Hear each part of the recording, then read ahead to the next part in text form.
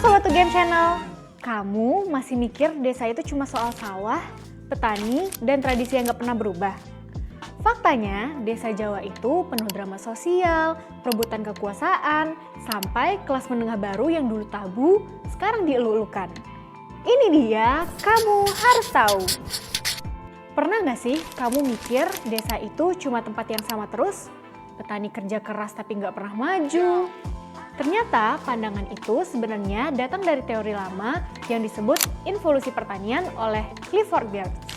Involusi pertanian itu maksudnya kerja keras petani semakin banyak, tapi pendapatan per orang enggak naik, bahkan bisa turun. Tapi pandangan ini enggak sepenuhnya benar. Ada kritik penting dari Franz Huysken yang bilang desa Jawa itu enggak statis dan egaliter. Huysken jelasin desa Jawa itu punya struktur kelas sosial yang berbeda. Ada perangkat desa yang pegang kekuasaan, pemilik tanah yang besar yang disebut sikep, dan buruh tani yang nggak pernah punya tanah. Masa Orde Baru malah memperkuat ketimpangan ini lewat program pembangunan yang lebih menguntungkan kelas atas. Kelas atas ini makin jadi kaya karena bisa memanfaatkan kebijakan pembangunan. Sementara petani kecil tetap susah. Ketimpangan ini bukan cuma di ekonomi, tapi juga di politik. Karena perangkat desa didukung pemerintah sebagai penguasa lokal.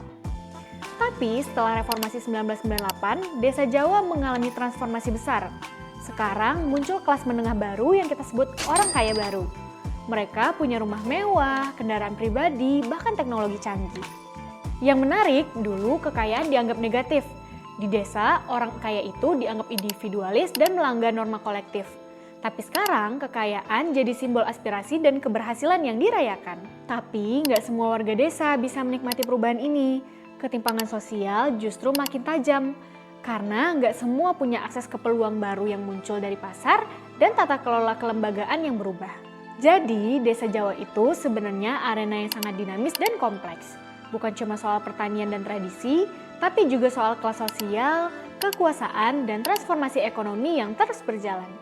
Untuk kita yang peduli dengan pembangunan, penting banget untuk memahami kompleksitas ini, agar kebijakan dan program yang dibuat benar-benar bisa mengurangi ketimpangan dan meningkatkan kesejahteraan semua warga desa. Mau tahu lebih lanjut tentang realitas sosial di desa? Yuk kunjungi course UGM online dengan judul Antropologi Pedesaan. Dadah!